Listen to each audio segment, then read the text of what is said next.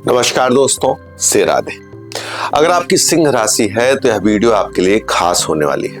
हम बात करने वाले हैं कि 2026 आपके लिए कैसे जाने वाला है। सिंह राशि जिसका स्वामी सूर्य होता है, ये पौरुषवान लोग होते हैं। ये अपने जीवन में कुछ बड़ा करने चाहते हैं, कभी भी अपने स्वाभिमान के साथ ये समझौता नहीं करना चाहते। जीवन को उस आयाम तक ले जाना चाहते हैं जो पहले कभी किसी ने नहीं पहुंचाया। जीवन की उपलब्धियों को बढ़ाते रहना, जीवन समाज में एक स्वाभिमान बनाना, सामाजिक दायरे को अच्छा रखना, लोगों से मिलते जुलते रहना, इनका एक व्यक्तिगत स्वभाव होता है। घर की पृष्ठभूमि की बात करें तो एक ऐसे घर में जन्म लेते हैं जिसका इतिहास अच्छा होता है। ऐसे तो ये घर में बड़े परिवार के हिस्से होते हैं, लेकिन परिवार के साथ एक वैचारिक मतभेद पाया जाता है। शुरू से ही न्याय करना, समय का ध्यान रखना, बड़ा सोच लेकर जीवन में आगे बढ़ना, ऐसे जीवन को ये जीना चाहते हैं। लेकिन राहु केतु भी कई बार सूर्य को ग्रस्त लेते हैं, अर्थात जीवन में पीड़ा देते हैं। तो इस नाते जीवन में इनके क्रमशः आयु के साथ कुछ न कुछ पीड़ा आती रहती है, लेकिन ये हारते नहीं है। कुछ दिन उदास रहेंगे, फिर धीरे धीरे चीजों को करना शुरू करते हैं। आइए मुख्य विषय पे चलते हैं। जो हमारा मुख्य विषय है कि 2026 इनके लिए कैसे जाने वाला है। सबसे पहले ग्रहों की जो स्थिति है, जो मुख्य ग्रह है, उसमें शनि इनके अष्टम में है, जो लगभग पूरे साल विराजमान रहे। शनि का अष्टम में रहने का मतलब है कि आपको अधिक से अधिक मेहनत करनी पड़ेगी। अष्टम का शनि जो होता है वो कारक होता है। शनि जो है वहां पे लंबी आयु देता है, लेकिन थोड़ा सा हेल्थ इशू भी क्रिएट करता है। ऐसी सिचुएशन में ये स्थिति होती है कि आदमी किसी बड़ी समस्या में फंसने वाला है, लेकिन उससे वो बड़ी इजी प्रोसेसिंग निकल जाएगा, इसमें कोई दो राय नहीं है। लेकिन फंसना फिर निकलना, इस ड्यूरेशन में जो एक पीड़ा होती है वो कहीं न कहीं से इस बार आपको सहनी पड़ सकती है। अब बड़ी समस्या को लोग किन अर्थों में ले सकते हैं, इसमें ज्यादातर आप इस तरह से ले सकते हैं कि चाहे आपका स्वास्थ्य हो सकता है या घर में किसी बड़े बुजुर्ग की स्वास्थ्य को लेकर कहीं न कहीं से एक स्थिति क्रिएट हो सकती है जो आपको थोड़ा पीड़ा देगी। आप अपने काम को कहीं न कहीं से इसके नाते आगे पीछे होते हुए देख सकते हैं, थोड़ा सा परेशान होते हुए देख सकते हैं, जिस कारण से आपको अपने काम पे ध्यान देना पड़ेगा, अपने बड़े बुजुर्गों पे ध्यान देना पड़ेगा। लेकिन आपको परिवार की एक गहरी समझ आएगी, बैंक बैलेंस आपका जो है वो व्यवस्थित होगा, उसको भी आप समझ पाएंगे कि कैसे हमें अपने पैसे को एक ऑर्गेनाइज वे में रखना चाहिए, जिससे हमारा पैसा हमें आगे चलकर एक अच्छी स्थिति में ला सके। कोई समस्या आए तो हम उसको इजी प्रोसेसिंग फेस कर सके। संतान सुख को लेकर अच्छे लक्षण भी हैं, थोड़ा सा पीड़ादायी भी है। जैसे संतान को लेकर चिंता बढ़ सकती है, संतान को लेकर थोड़ा सा हेल्थ इशू क्रिएट हो सकता है। ये सिचुएशन इस बार रह सकती है।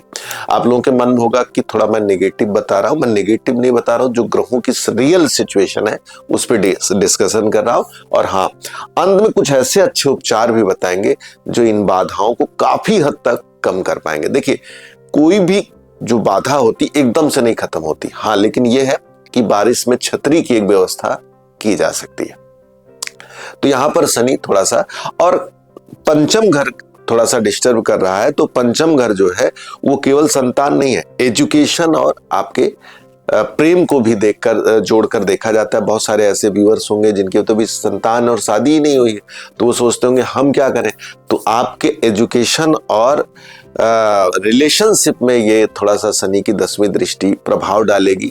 हो सकता है कि रिलेशनशिप आपका थोड़ा सा स्ट्रेस हो सकता है कि अलगाव की स्थिति क्रिएट हो। यह सिचुएशन देखी जा सकती है। लग्न पे केतु विराजमान है, जो लगभग साल के अंत में स्थान बदलेंगे। केतु का लग्न में बैठना फिर वही सिम्टम बताता है कि थोड़ा सा हेल्थ का ध्यान रखना, इसके साथ साथ लंबी यात्राएं करना, और आध्यात्मिक दृष्टि से आप मजबूत होंगे। और इस साल आप खूब धार्मिक यात्राओं की तरफ सोचेंगे। इवन ये भी हो सकता है कि मंदिर जाना बढ़ जाए, या अगर आप मंदिर या धार्मिक लंबी यात्रा नहीं करते हैं तो आध्यात्मिक समझ या मेडिटेशन आप में डेवलप होगा, गंभीरता आएगी, एक एक स्टेप जीवन को गहराई से समझते हुए आगे बढ़ने की सोच पैदा होगी। और हाँ, अगर नहीं पैदा होगी तो ये अच्छा नहीं होगा। इसके लिए आपको कोशिश खुद करना चाहिए कि आपको मेडिटेशन में जाना चाहिए, क्योंकि केतु आपके लग्न में है। अगर आपने उसको मेडिटेशन की तरफ एनर्जी नहीं मोल्ड की तो ये एनर्जी आपको फिजिकली कहीं न कहीं से हार्म करेगी, नुकसान पहुंचाएगी, चोट चपेट की सिचुएशन क्रिएट करेगी। इस हालत में आपको थोड़ा सा मेडिटेशन में जाना, आध्यात्मिक होना, अपने गुरु के पास पहुंचना, ध्यान करना, ये सब चीजें आपको जरूर ध्यान रखना। मैं उससे भी पहले की भी वीडियोस में बोल चुका हूं, सिंह राशि वालों को हमेशा ऑयल जो तेल वाली चीजें उससे बचना चाहिए। अपने हार्ट का, हृदय का पूरा ध्यान रखना चाहिए, अपने बॉडी की हड्डियों को, अपनी आंखों को, इनको खूब ध्यान रखना चाहिए। तो ये चीजें इस साल भी आपको कहीं न कहीं से करते रहना पड़ेगा। आपका मन आपके प्रेम पे लगा रहेगा, आपके एजुकेशन पे लगा रहेगा, आपकी संतान पे लगा रहेगा। केतु का ये भी प्रभाव रहेगा। रिलेशनशिप की अगर बात करें, पत्नी की बात करें, तो देखिए वहां पे राहु बैठा। राहु बहुत अच्छी पोजीशन पे है, लगभग साल भर रहेगा कि आपके 7th हाउस में। तो ये यहाँ पे एक से देखिए, राहु को एक चीज के लिए बहुत अच्छा माना जाता है। मेरा जो व्यक्तिगत अनुभव है, जब जब राहु आया है तो लोगों की मैरिज हुई है।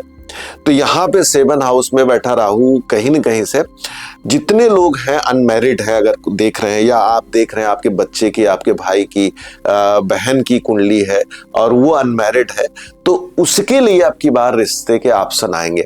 लेकिन एक बात और जान लीजिए, राहु जब आता है तो राहु रिश्तों में थोड़ा सा अप एंड डाउन करके विवाद पैदा करता है। जैसे शादी में विवाद हो गया, छोटी छोटी चीजों में मामा बुरा मान गए, फूफा बुरा मान गए, या घर में विवाद हुआ, या आप ऐसे रिश्ते के लिए घर में बात कर रहे हैं जो शायद घर वालों को एक्सेप्ट नहीं है, क्योंकि राहु जो है अंतरजातीय विवाह के रूप में भी देखा जाता है। तो ये एक सिनेरियो क्रिएट करेगा कहीं न कहीं से सन 2026 में यहाँ पे बैठा हुआ राहु। ये ध्यान रखना, आप अपने आय को बढ़ाने के लिए, प्रोफेशन को बढ़ाने के लिए इस साल खूब मेहनत करेंगे कि कहां से अधिक पैसा आए, कैसे कैसे हम पैसे को ऑर्गेनाइज करें। हमने पहले ही कहा कि आपको पैसे को ऑर्गेनाइज करना सीखना पड़ेगा। इनकम के जो प्रॉपर सोर्स है, ठीक है पैसा आ रहा है या कम ज्यादा, लेकिन एक अस्थाई प्रोफेशन की तरफ या अस्थाई चीजों की तरफ आपको बढ़ना होगा। एक चीज जो सिंह राशि के लिए बहुत अच्छा है कि उच्च का चंद्रमा इनके 10th हाउस में जाके बैठा है, जिस दिन साल का प्रारंभ हो रहा है, जिस समय हो रहा है। इस कारण से इस साल आपके काम की जो स्टाइल है, मजबूती है, समझ है, गहराई है, वो कई गुना बढ़ने वाली है, जिससे आप जान पाएंगे कि वास्तव में काम को कैसे किया जाए, कैसे समझा जाए, कैसे देखा जाए। अब थोड़ी सी बात प्रॉपर्टी की बात करते हैं, घर गाड़ी की बात करते हैं कि घर गाड़ी के लिए, प्रॉपर्टी के लिए कैसा रहने वाला है।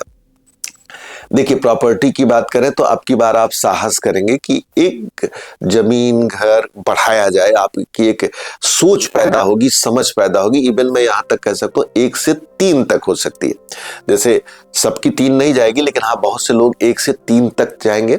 और वो गाड़ी और जमीन दोनों के लिए लागू होता है कि अब की बार हो सकता है आप प्रॉपर्टी भी लें और गाड़ी का सुख भी आपको प्राप्त होगा।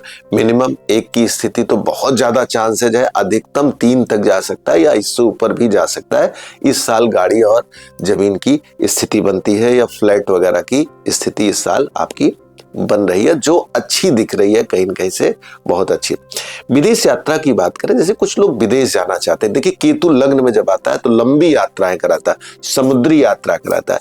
तो डेफिनेटली आप एक प्रयास करिए कि इस साल आप विदेश अगर जाने का सपना रखते हैं कि भाई हम विदेश में जाके नौकरी करें या विदेश में काम करें, तो वो अच्छा रहेगा।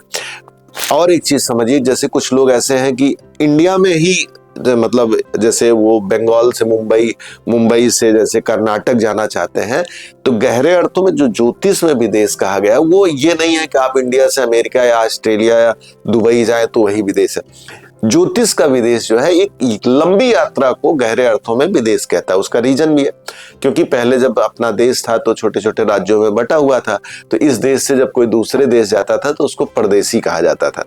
आपने देखा होगा, सुदामा जब भगवान श्री कृष्ण से मिलने जाते हैं तो उनका एक सैनिक आके कृष्ण से कहता है कि लगता है कोई परदेसी हमारे यहाँ आया है, क्योंकि ऐसा तो नहीं दिख रहा है कि ये आदमी ऐसा है जो हमारे यहाँ पे द्वारिका में ऐसा कोई गरीब नहीं दिख रहा। तो इंडिया की जो ज्योतिष तो पुराना है, उसमें तो विदेश ऐसा कोई शब्द है नहीं, है तो इसी अर्थों में।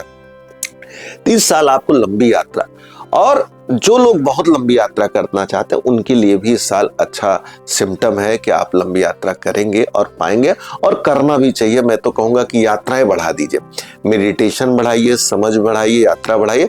लग्न में केतु रहेगा तो नजर, टोना, टोटका का भी प्रभाव आप महसूस करेंगे, और ऐसा पीछे से महसूस करते अभी आ रहे हैं कि शरीर एकाएक अकड़ रही है, काम करने का मन नहीं लग रहा, 2-3 दिन बाद आप ठीक हो रहे हैं। कारण क्या है? लग्न में जब केतु बैठा है इस तरह की एनर्जी क्रिएट करता है, एनर्जी फील्ड बनाता है। तो ऐसी सिचुएशन में आप मेडिटेशन के साथ साथ अगर नजर वगैरह उतरवाते रहते हैं प्रॉपर, तो वो आपके लिए बहुत बेनिफिट देगा, बहुत अच्छा होगा। इसको जरूर आप करते रहें। अब थोड़ी सी बात करते हैं कि रंगों की, स्टोन की, या पूजा पाठ या दान की बात करते हैं, जो सबसे ज्यादा इंपॉर्टेंट होता है रेमेडी। सबसे पहले आपके हेल्थ की सुरक्षा के लिए मैं कहूंगा कि भगवान सूर्य की उपासना के साथ साथ शिव की उपासना बढ़ा दें। कैसे करना है? सूर्य देव को जल देना है, लाल चंदन डाल के जल देना है, और अगर कनैल का फूल मिल जाए तो उसको भी यूज करके भगवान सूर्य को जल दें। कुछ लोग कहते हैं एकदम प्रातः काल हम नहीं दे पाते हैं, तो देखिए थोड़ा सा ज्योतिष को व्यवहारिक भी होना चाहिए, एकदम रिजिड नहीं होना चाहिए। ठीक है, आप 7 बजे दे दीजिए, 8 बजे दे दीजिए, 9 बजे दे दीजिए, बस कोशिश ये करिएगा कि बिफोर 10 AM से पहले दे दीजिएगा। मैं बड़े मन दबा के कह रहा हूं कि 10 तक आप जाइए। ऐसे अर्ली मॉर्निंग का जो सूर्योदय का टाइम का जल है वो बहुत बेनिफिट दे, लेकिन ठीक है, धीरे धीरे संस्कार आएगा, सूर्यदेव बल देंगे, आप वहां तक पहुंच जाएंगे। एक चीज। दूसरी चीज, शिव जी की उपासना इंपॉर्टेंट है, क्योंकि राहु, केतु, शनि तीनों ऐसी पोजीशन पे जाके बैठे हैं कि आपको शिव जी की के लिए आपको शिव को जल देना। और अमृत संजीवनी मंत्र है ओम जूम शह मम रक्ष रक्ष सह जूम ओम। इस मंत्र का जाप प्रॉपर आप करिएगा। नहीं कुछ कर सकते, ओम नमः शिवाय करिएगा, लेकिन शिवलिंग पे जल जरूर दीजिएगा। ये बहुत इंपॉर्टेंट है। हो सके तो इस साल आप संडे का व्रत भी रखें, ये भी आपके लिए बहुत अच्छा होगा, बहुत इंपॉर्टेंट होगा। रत्न की दृष्टि से बात करें तो मूंगा आपके लिए बहुत अच्छा रत्न है, माणिक्य भी आपके लिए बहुत अच्छा रत्न है। लेकिन कभी भी कोई रत्न धारण करें तो कोशिश करें बिना एडवाइस के रत्न धारण ना करें, क्योंकि रत्न केवल एक राशि को ही ब्याह बना के ना किया जाए। रंग की बात करते हैं तो ऑरेंज कलर आपके लिए बहुत अच्छा है, बहुत अच्छा है। रेडिश कलर आपके लिए बहुत अच्छा है, लेकिन वहीं पर ब्लैक एकदम नहीं टच करना है, ब्लैक को एकदम अवॉइड करना है, ब्लैक आपके लिए नहीं अच्छा है। और ओवरऑल इस साल को अगर नंबर देना हो कितना अच्छा जाएगा, देखिए हेल्थ इशू थोड़ा सा और मानसिक उलझन, ये 2 चीजों को कंसीडर नहीं अगर ना करें तो इकोनॉमिकली एक गहरी समझ और विकास भी दे रहा है। प्रॉपर्टी भी आप गेन कर रहे हैं, घर गाड़ी भी आप गेन कर रहे हैं, सारी चीजें आपकी कहीं न कहीं से इस साल बेहतर हो रही है। रिलेशनशिप भी अच्छा जा रहा है कि आपको एक नया ऑप्शन मिल रहा है। जिन लोगों का ब्रेक हो रहा है, ब्रेक होने के बाद भी नए ऑप्शन आ रहे हैं, ये भी एक अच्छी बात है। मैंने शुरू में कहा था ना ब्रेक होगा, लेकिन ब्रेक होने के बाद कहीं न कहीं एक नया ऑप्शन निकल के आ रहा है। मेरी तरफ से एक मंगल कामना है कि आपका 2026 अच्छा जाए। वीडियो को आपने पूरा देखा, धन्यवाद, श्री राधे। और हाँ, अभी तक लाइक और सब्सक्राइब नहीं किया है तो जरूर करें। कुंडली दिखानी है, वास्तु के बारे में जानना है, ज्योतिष सीखना है तो दिए नंबर पर कॉल करके सीधे बातचीत कर सकते हैं। नमस्कार, श्री राधे।